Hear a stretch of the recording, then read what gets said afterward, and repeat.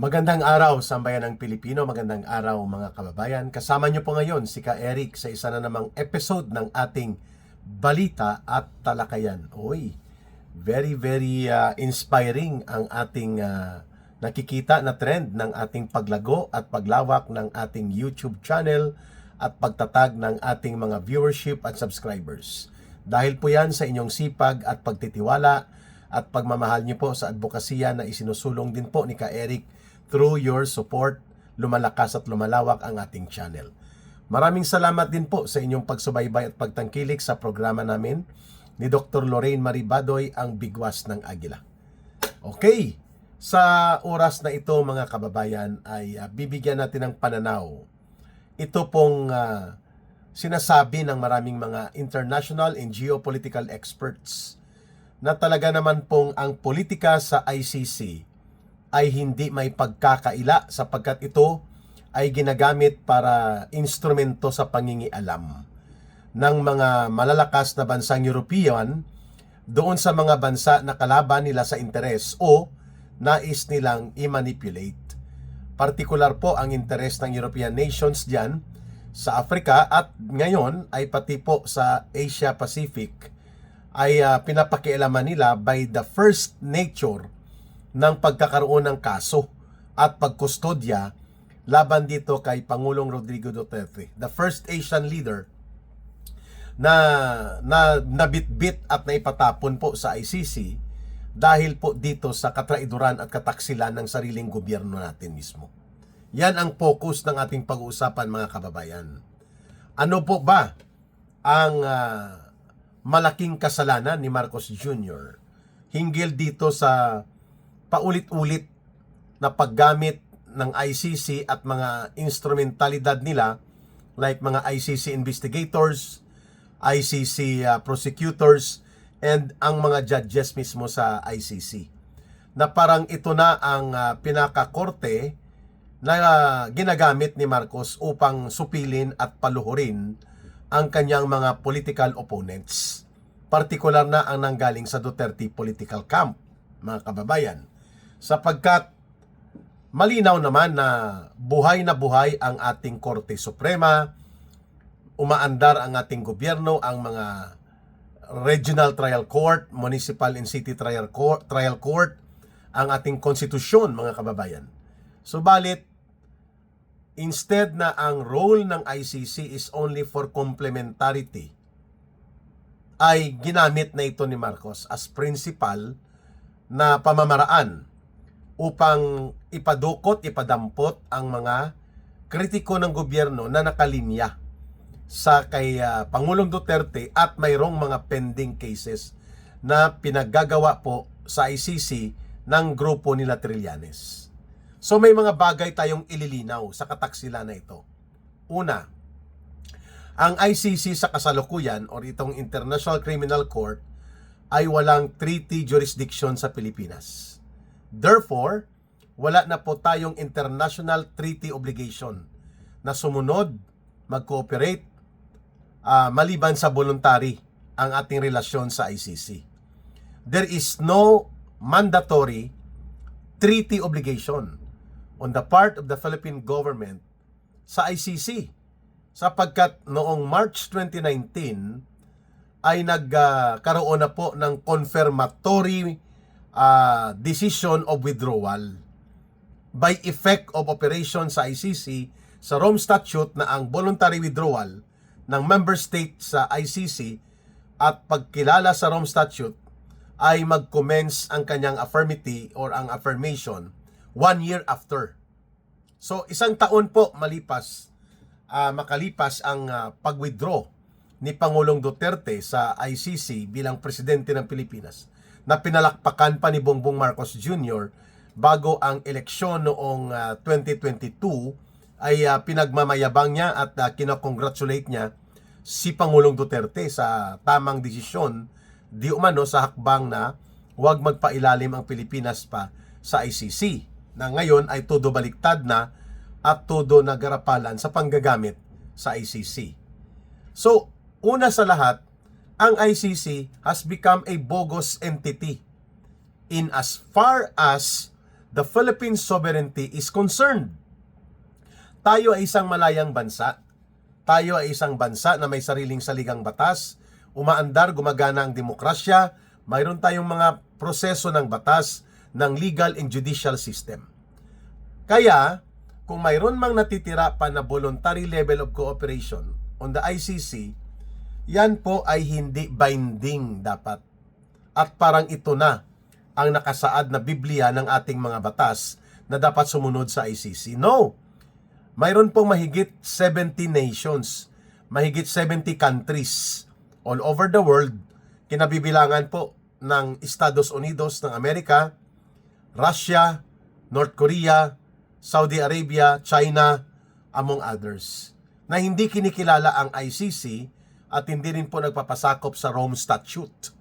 Hindi sila signatory or hindi sila nagre-recognize sa Rome Statute na siyang nagbuo at nagbibigay ng legal na batayan sa pag-iral ng International Criminal Court. Kita nyo mga kababayan? At ano ang sinasabi ng US President Donald Trump tungkol sa ICC? Number one, sabi niya, paano namin ipailalim ang aming bansa? Ang American interest and the American interest for the sovereign power and the sovereign nation that we are, kung ang ICC ay wala namang mandato, hindi yan inihalal ng sino man, at yan ay nangingialam sa pangloob na mga usapin ng proseso ng mga gobyerno, at pangatlo, sinasaklaw at sinasapawan nila ang pag-iral ng soberenya at kalayaan ng mga bansa na magdesisyon para sa sarili nila hinggil sa mga proseso ng katarungan at batas tungkol sa mga reklamo ng mga hinggil sa sinasabing war crimes, crimes against humanity. May sariling proseso ang mga bansa na ito na hindi dapat sinasaklaw at sinasakop ng ICC na wala namang pananagutan kahit kanino na parang ito ay super body na hindi kayang mapigilan kapag nag-abuso sila. Yan ang punto de vista ni US President Donald Trump. True enough, ang pagpapadukot or extraordinary rendition or the extrajudicial rendition made against former President Duterte sa pamamagitan ng gobyerno ni Marcos Jr., saan ka tatakbo? Kasi nakustodi na si Pangulong Duterte. At ang Korte Suprema sa Pilipinas, tahimik patungkol dito hanggang sa ngayon. Pati nga sa nakapending na petisyon ni Senator Bato de la Rosa, hindi pa nagro-rule ang Korte Suprema, kaya nagkakaroon ng maraming kalituhan as if there is a warrant of arrest valid to be enforced against Senator Bato de la Rosa. How can you enforce something that does not have any authority on us? Kahit pa sabihin ni Ping Lacson na may arrest order laban kay Senator Bato de la Rosa, international man yan o hindi, ang unang question, ito ba ay valid and enforceable in accordance to our own rules of law and in accordance to our fundamental law, the Constitution, and in accordance to our designated authority pertaining to execution of warrant, which is the competent judicial authority, ang mga korte lamang sa Pilipinas ang may karapatang mag-issue ng arrest order sa sino mang mga bahagi ng mamamayang Pilipino. So the ICC has become already a bogus entity since March 2019 at wala na tayong natitira pang mga treaty obligations sa ICC.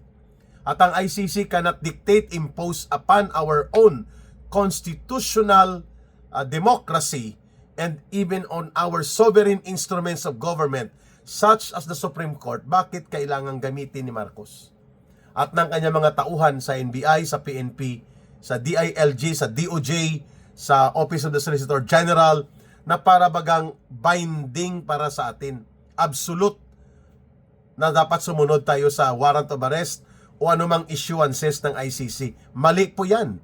Yan ay malinaw na pagsuko ng soberenya at pagtataksil sa ating kalayaan bilang malayang bansa at sa ating dignidad bilang isang bansa na may sariling mga batas at may sariling umaandar na gobyerno. Hindi pwede po yun na ang ICC ang magtatakda kung sinong pwedeng aristuhin at hindi pwedeng aristuhin, sapagkat ang nagtatakda niyan korte sa Pilipinas, hindi ang ICC. At ang pwedeng magtakda niyan at ang batayan sa pagtatakda kung valid o hindi at dapat ipatupad o hindi ang arrest order na yan galing sa labas ng bansa, only the Philippine authorities can do that. And in terms of warrant of arrest, validity and execution of such must be affirmed and must be ordered by the court. Wala walang desisyon ng Korte Suprema na ipatupad yan. So malinaw na bogus din ang warrant of arrest na yan. Tama, kasi saan magmumula ang validity at legitimacy ng warrant of arrest against Senator Bato de la Rosa kung ang entity na nag-issue niyan is a bogus and non-entity, kung ang pag-uusapan ay ang ating pagiging soberenyang bansa. Hindi tayo sakop ng ICC, hindi rin tayo sakop ng United Nations bilang over and above sa atin. Ang ating partisipasyon sa United Nations ay voluntary at hindi natin isinusuko ang soberenya natin sa United Nations. O bakit sa ICC kailangan parang isinusuko natin ang ating soberenya? Ang ICC ay isa lamang creation ng treaty. Pag nagkaroon ng treaty, ito ay voluntary. Hindi pwede ito absolute imposition. So dahil wala na tayo sa treaty na yan, simula pa noong March 2019, hindi tayo obligado na kilalanin ito at hindi rin tayo obligado na ipatupad o bigyang matuwid at batayang tama o legal ang mga issuances including arrest order na ito na ginawa ng ICC sa sinumang Pilipino. Ayun, klaro tayo diyan.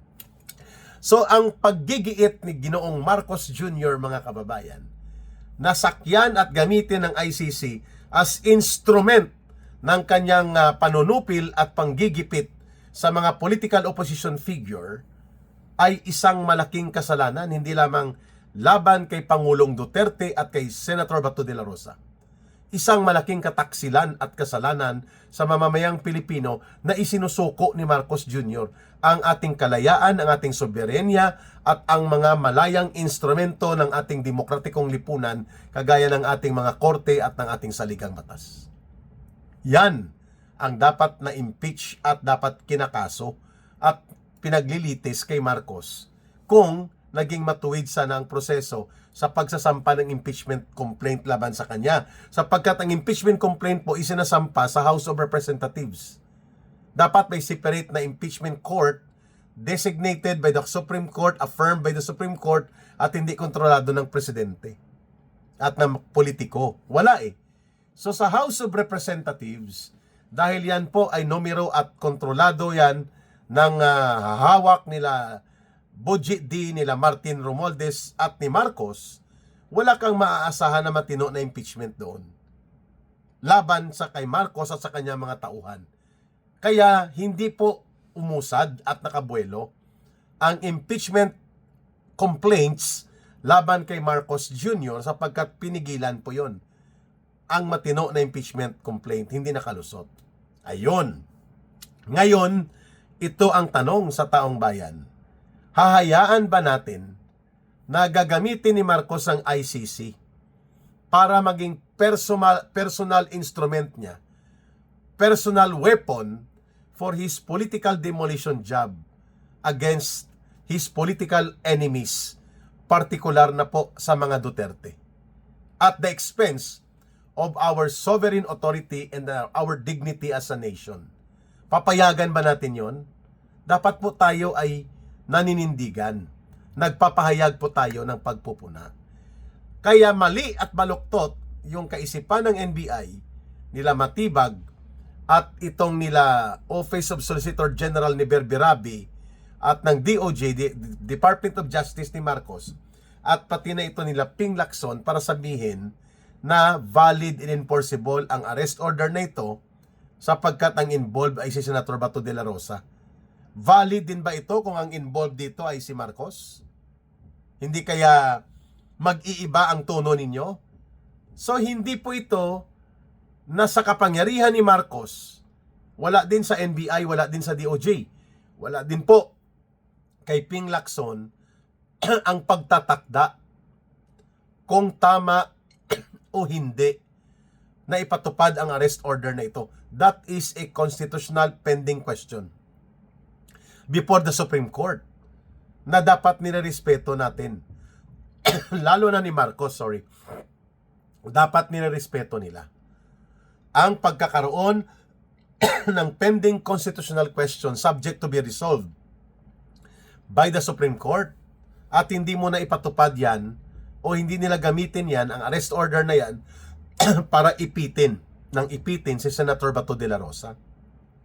Sapagkat una sa lahat, bago siya itrato bilang senador, si Senator Bato de la Rosa po ay mamamayang Pilipino na mayroong mga karapatan, mayroon po siyang civil and political rights, may human rights po siya, at mayroon siyang mga constitutional rights na dapat nirerespeto ito at ginagarantiya bago gumawa ng hakbang na siya ipadukot, ipadampot at ipatapon sa ICC. There must be a clear, legal and legitimate affirmation and validation to be made by competent court of the Philippines. And for that matter, it should be the Supreme Court na dapat inaantay kung ano ang tamang katayuan pagdating po dito sa arrest order ng ICC. Pero hindi na po ito iniantay ni Marcos. Niraratsada po niya at pinabibilis dahil ang layunin dito ay hindi tungkol sa kaso na isinampa nila Trillanes sa ICC against former President Duterte, against Senator Bato de la Rosa, and those other officials of the previous Duterte government. Hindi tungkol ito sa kaso nila eh. Tungkol ito sa oportunidad na nagkaroon po si Marcos ng instrumento para gamitin upang supilin ang mga political opposition, lalo na ang mga kritiko na nanggaling sa kampo ni dating Pangulong Rodrigo Duterte, at ang naturang instrumento ay sinasabi niya, wala tayong magawa eh. ICC na nagpapahuli sa kanya. Mali! We have the choice not to follow and not even recognize kung ano man ang issuances na inilalabas ng ICC, because we are not under the ICC. We are not even being controlled by ICC.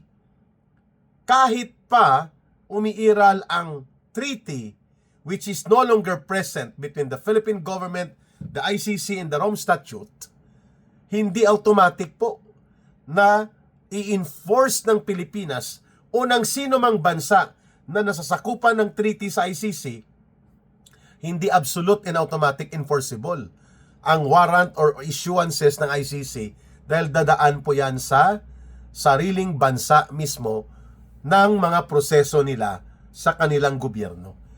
No less than si the late Senator Miriam Defensor Santiago, a brilliant and legally superior pagdating sa kaunawaan ng batas, na na-appoint din po ito. Hindi na siya nagsilbi dahil may sakit siya, bilang ICC judge. Nung panahon niya, sinasabi niya, ang paglilitis at pagsusulong ng mga kaso na sakop ng ICC laban sa isang individual o sino mang nasasangkot sa kaso na yan, ay pangunahin doon muna yan ginagawa sa sariling bayan nila. Papasok lang ang ICC kung there is an apparent failure or incapacity to prosecute and proceed para po mapapanagot ang mga naturang individual. Yan ang binabanggit po na principle of complementarity. When there is an existing government, when there are existing operational, legal, and judicial procedures, all cases na idinulog sa ICC must be conducted doon sa bansa na yan. Doon yan dapat dumaan. At yan ay nanggaling mismo sa isang brilliant legal expert at mismo sa pagiging maalam niya sa pag-aaral sa batas at sa ICC, dahil na-appoint ito one time as ICC judge. Hindi lang siya nakapag-perform at nakapag-duty due to her illness noon sa cancer. Kaya malinaw, mga kababayan, na in as far as the Philippine authorities in the court and under the constitutional provision of guarantee of protection sa karapatan niya, si Senator Bato de la Rosa should not be arrested and should be put under observation ang kanyang kalagayang politikal at mga kalayaang sibil at iba pa dahil mayroong pending motion sa Korte Suprema pa. Ako nga kahit walang pending motion dyan, Marcos Jr. as the President of the Philippines has the authority to ignore the ICC and the ICC issuances including the ICC arrest order to Senator Bato de la Rosa and others sapagkat hindi tayo obligado na magpasakop, sumunod o kumpasan at diktahan ng ICC o ng sino mang dayuhang bansa. That is very basic, very fundamental, mga kababayan. Ang masaklap nito, ang gobyerno pa mismo ni Marcos ang nagtutulak sa ICC na panghimasukan at lamutakin at balahurahin at tarantaduhin ang ating soberenya dahil ang gobyerno mismo ang nagtataksil sa kanyang mamamayan at sa kanyang bayan. Yan ay napakataas na krimen na dapat panagutan po ni Ginoong Marcos, which he does not recognize na may pananagutan siya. Kaya naman sa pagdating ng takdang panahon na siya ay wala na sa pwesto at kapangyarihan, sisingilin ito ng taong bayan sa kanya ang pagtataksil na ito. Marcos is the greatest traitor in the modern times sa ating panahon sa politika dahil ito mismo ang gumagamit ng dayuhang puwersa upang supilin at kitilin ang mga kalayaan ng kanyang mamamayan at ibalahura at gawing tarantado at bastusin ang dignidad at integridad ng ating bansa at ang ating soberenya para lamang masunod ang kanyang kapretsyo na mapapatanggal niya sa Pilipinas ang mga kritiko niya sa gobyerno niya. Duwag na, taksil pa ang gobyernong ito ni Marcos Jr. Maraming salamat mga kababayan sa inyong pagsubaybay at pagtitiwala sa ating Ka Eric Celis YouTube channel at sa mga topic na ating tinatalakay dito. Mahalin natin ang bansang Pilipinas, walang ibang magmamahal nito kundi tayo ring mga Pilipino.